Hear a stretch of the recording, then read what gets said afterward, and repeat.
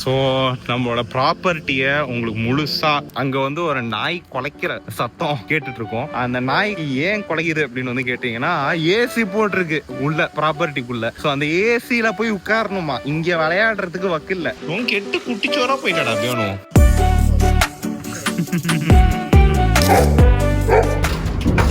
பையனுக்கு பாத்தீங்களா எந்த அளவுக்கு எக்ஸைட்மெண்ட் அப்படின்ட்டு. ஏன் எக்ஸைட்மெண்ட் கேட்டீங்கன்னா, பையனோட ஒரு ஸ்டேகேஷனுக்கு போறான் அவனோட பர்த்டேக்காக. பியானுக்கு ஹாப்பி பர்த்டே விஷ் பண்ண, அதனாலதான் அவரு இவ்வளோ எக்ஸைட்மெண்ட்ல இருக்காரு. பட் பியானோட பர்த்டேக்கு ஒரு ஸ்டேகேஷன் ஈசிஆர்ல 30,000 ரூபாய்க்கு. என்னடா இவ்வளோ எக்ஸைட்மெண்ட்?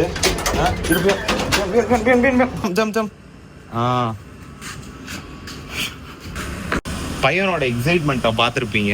எதனால இவ்வளோ எக்ஸைட்டடா இருக்கானா, வெளியில போறோம் ஆனா எங்க போறோம்னு தெரியாது. ஸோ பியானோட பர்த்டே வந்து பாத்தீங்கன்னா June 1 முடிஞ்சிருச்சு. இன்னைக்கு June 7 என்னோட ஃப்ரெண்டுக்கும் பியானுக்கும் அதே நாள்ல தான் பர்த்டே. ஸோ June 7 தான் அவன் ஃப்ரீயா இருந்தான். ஸோ இவனுங்க 2 பேரான பர்த்டேக்கும் ஈசிஆர்ல ஒரு பெரிய விழா புக் பண்ணியிருக்கேன் 30,000 ரூபாய்க்கு. நான் ஒரு மாதிரி பாக்குறீங்க, எனக்கு பிடிச்சவங்களுக்கு கொஞ்சம் பெஸ்டா பண்ணணும்னு நான் பார்ப்பேன். என் ஃப்ரெண்டும் என்னோட பெஸ்ட் ஃப்ரெண்டு, அதுக்கப்புறமேட்டு பியானு உங்களுக்கே தெரியும். ஸோ அதனால அங்கதான் போறோம். ஸோ எல்லாம் பேக் பண்ணி ரெடியா வச்சிருக்கோம். அந்த இடத்த நீங்க போய் பார்க்கணும், வேற லெவலா இருக்கும். ஸோ இங்க பொம்மை அப்படியே நம்ம கார் சீட்டும் பியானுக்கு போட்டாச்சு. அதுக்கப்புறம் அவங்களுக்கு வந்து தேவையான விஷயங்கள், நானும் அங்கே சில விஷயம் ஷூட் பண்ணுறதுனால வந்து பார்த்தீங்கன்னா எனக்கு க்ளோத்ஸு, அதுக்கப்புறம் இன்னும் கொஞ்சம் சில ஐட்டம்ஸு, மைக்கு, கேமரா, அந்த மாதிரி விஷயங்கள்.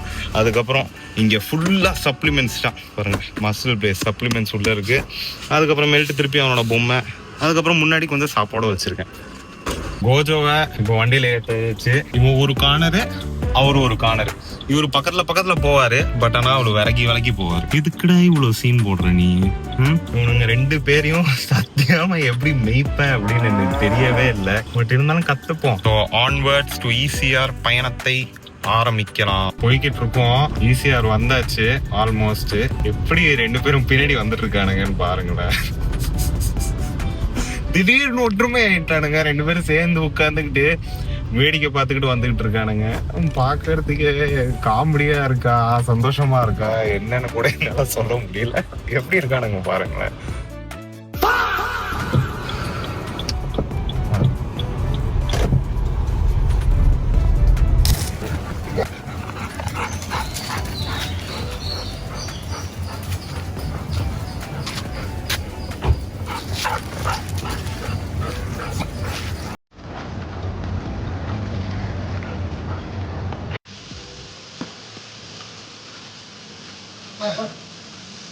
வா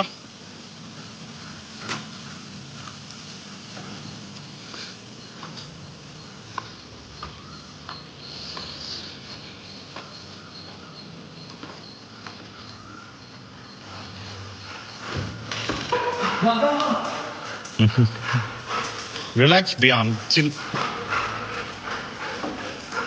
நீங்க வந்திருக்கல இங்க.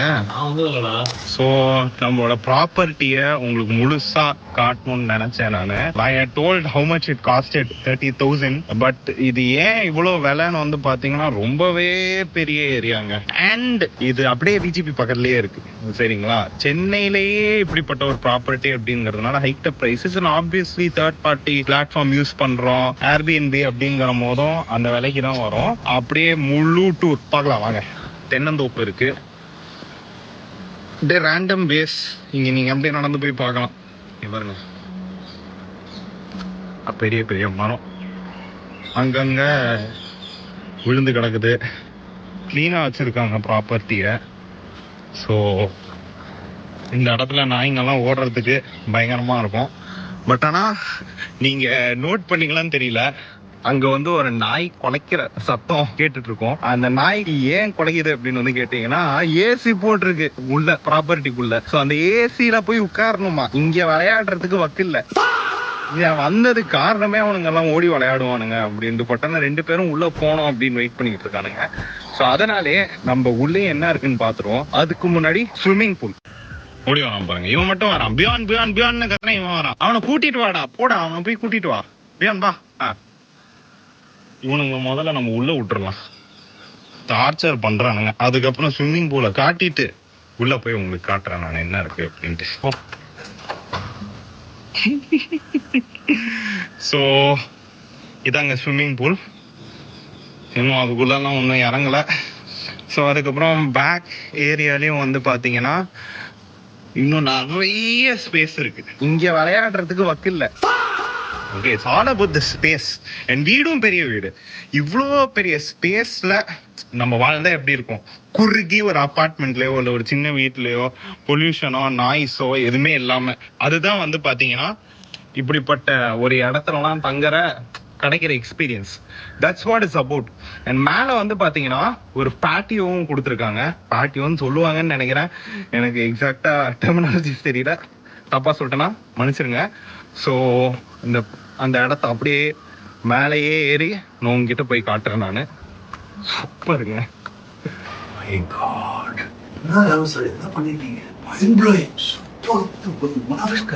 உண்மையா வேற லெவலா இருக்கு. அங்க பாருங்க, அவனை பாருங்க, எவ்வளவு பாத்துட்டு இருக்க. நீ ஏன்டா உள்ள வர மாட்டேற அப்படின்னு. என்ன தனியா இருக்க முடியலையா? பயமா இருக்கா?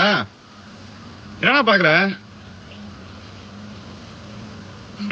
பாருங்க, இதான் பாட்டியோ.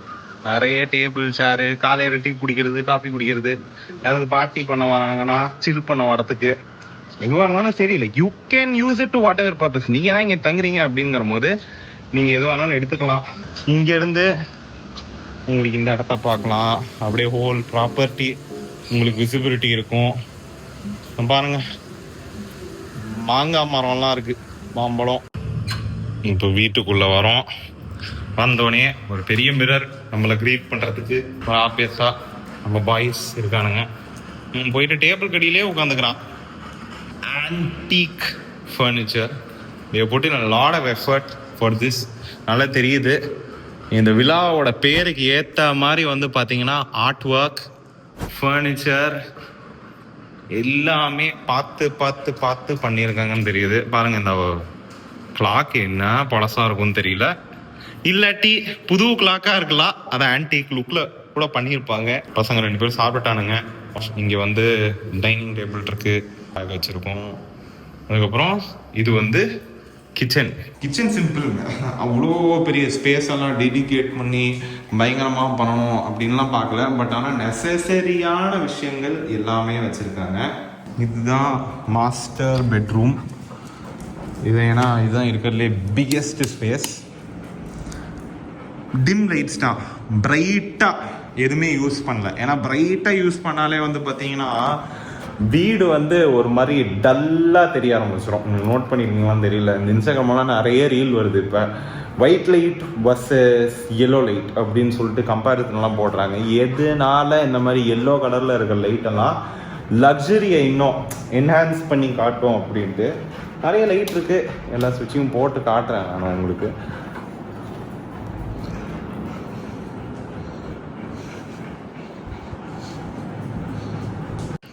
ஸோ அப்படியே அப்ஸ்டேர்ஸும் போய் காட்டிடுறேன் நான்.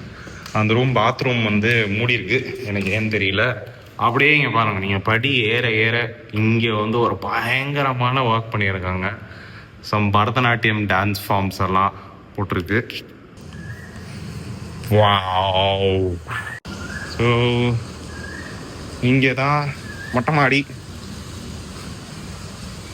மொட்டை மாடிலேருந்து பக்கத்தில் என்ன இருக்குது அப்படின்னு பார்த்தா பக்கத்தில் அவ்வளோ பெரிய லேண்ட் இருக்குது.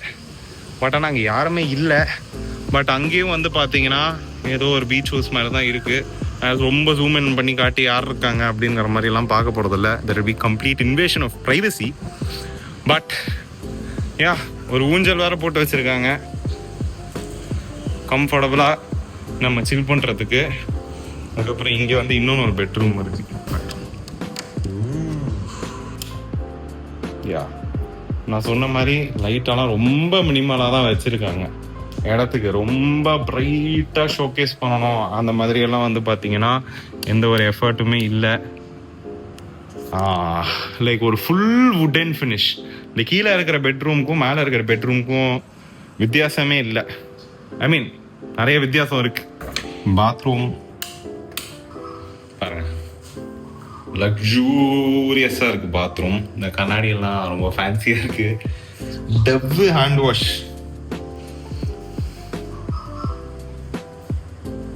பாத்டப் சூப்பரா இருக்கு. ஷவருக்கும் வந்து பார்த்தீங்கன்னா பெரிய ஸ்பேஸ் கொடுத்துருக்காங்க. அப்படியே குறுக்கிட்டு இப்போ நீங்கள் 5 ஸ்டார் ஹோட்டலெல்லாம் நம்ம போனோன்னா கூட எப்பவுமே வந்து பார்த்தீங்கன்னா அந்த ஷவருக்கான ஸ்பேஸ் வந்து பார்த்தீங்கன்னா ஒரு மாதிரி சின்ன இடத்துல கொடுத்துருப்பாங்க. அப்படியே இந்த கிளாஸ்ட்ரோஃபோபிக்காக இருக்கும் உள்ளே போய் நிற்கிறதுக்கு. பட் இங்கே அந்த மாதிரி எல்லாம் இல்லை, நல்லா பெரிய ஸ்பேஸ் தான் இருக்குது. ஒரு 2 நண்பர்களோட பர்த்டே இன்னைக்கு. சரி, ஐ மீன் முடிஞ்சிருச்சு. பட் இருந்தாலும் அதுக்காக தான் நம்ம வந்திருக்கோம் இங்க.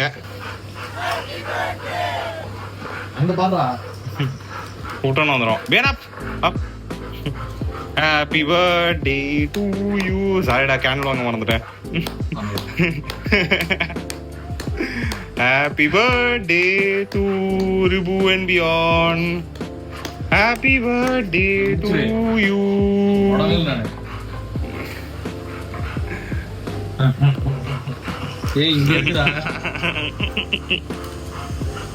இது எந்த ஊர் மாம்பழம்னு சொன்னியடா? இதுக்கு மேங்கோ சீஸ் கேக் சாப்பிட்டு எக்ஸாக்டா எந்த ஊர் மாம்பழம்னு ஒன்னால தானே சொல்ல முடியும். சொல்றா அது என்னன்னு. ஸோ ரிபுக்கு வந்து பாத்தீங்கன்னா எல்லாமே தெரியும். இல்ல சத்தியமா சொல்றாங்க, லைக் ரிபுக்கு வந்து பாத்தீங்கன்னா உண்மையாவே நீங்க எது கேட்டாலும் பதில் இருக்கும் அவனுக்கு. லைக் இப்ப அமெரிக்கால ஏதோ ஒரு விஷயம் நடக்குதுன்னா அதை பத்தி கேட்டீங்கன்னா கூட தெரியும் அவனுக்கு. ஏதாவது ரேண்டமா ஒரு விஷயம் கேள்ற ரிபு பதில் சொல்லுவாங்க. கேரளால வந்து ஏன் பனானா ரேட் எல்லாம் ஜாஸ்தியா இருக்கு சொல்லு, சொல்றா, சொல்லு சொல்லு. ஏன்னா அங்க காஸ்ட் ஆஃப் லேபர் ஜாஸ்தி. அதனால எதனால காஸ்ட் ஆஃப் லேபர் ஜாஸ்தியா இருக்கு ரிபு? எதனால? அங்க ஏதோ ரெட் கலர்ல ஒண்ணு தெரியுது, சொல்லு அதை பத்தி. ஏய், அப்படியே ரெட் கலர்ல அங்க ஏதோ ஒண்ணு இருக்கிறதுனாலதான் லேபர் காஸ்ட் ரொம்ப அதிகம். நோ பால் ஜோக். சகோதரர்கள் சொல்லுங்க, யாருங்க அவங்க? சகோ சகோனால வந்து பாத்தீங்கன்னா அங்க லேபர் காஸ்ட் அதிகமா இருக்கு. கரெக்டா? என்னால மட்டும் கிடையாது. வேற என்னது? அப்புறம் பேசுவோம். நீ யாருன்னு தெரியாத இவங்க யாருக்குமே. உன்னோட சோசியல் மீடியா ஹேண்டில் கூட தெரியாது. சோ அதனால வெளிப்படையா பேசு. நான் தான் அப்போ வாங்குவேன். சத்தியமா சொல்றேன், சொல்லு. ரிபு வந்து பாத்தீங்கன்னா soon to be PhD in economics. ஓகேங்களா? அவர் டாக்டர் ஆக போறாரு. Applied economics. அப்ளைட் எக்கனாமிக்ஸ் மாஸ்டர்ஸ்ரா. ஓ, அதையும் முடிச்சிட்டாரு. நானே இங்க இருக்கான் பாத்தீங்களா, லைக் இவனை தெரியும் உங்களுக்கு ஏற்கனவே. சோ நாங்க 2 பேரும் வந்து பாத்தீங்கன்னா எதுவுமே படிக்கல. எப்படி சொல்லிட்டேன்? நம்ம எதாவது படிச்சோமா? படிக்கல. படிச்சோம், ஆனா படிக்கல. 2 பேரும் யூஜி முடிச்சுட்டு அவரோட விட்டுட்டோம். பட் ஆனா இவரு கொஞ்சம் எக்ஸ்பர்டீஸ் எல்லாம் பண்ணாரு. கூட இல்ல, ஜெண்டர் எக்கனாமிக்ஸ். ஜெண்டர் எக்கனாமிக்ஸ் எத்தனை ஜெண்டர் இருக்கு இருக்கும்? 2.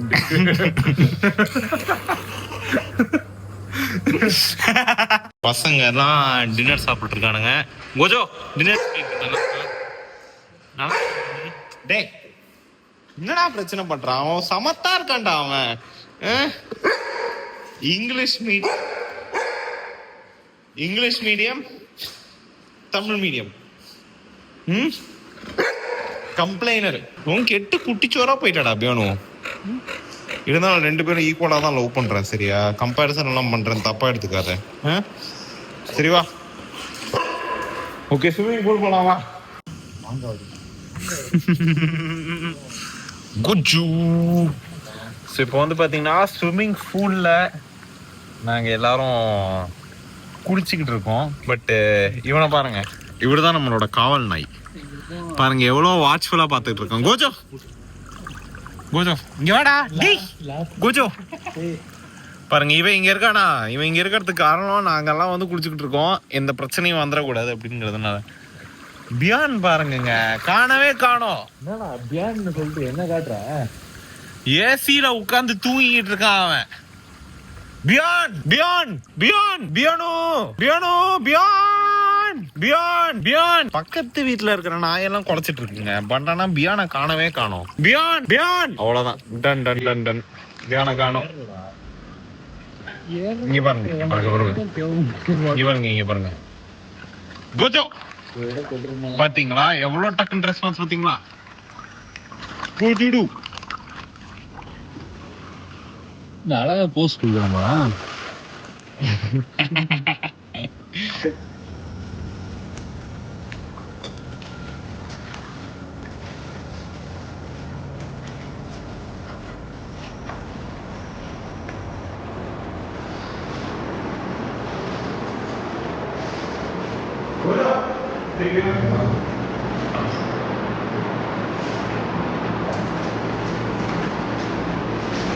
நான் சாத்திடுவேன் எதுவும் நீ போ, நான் சாத்துறேன்.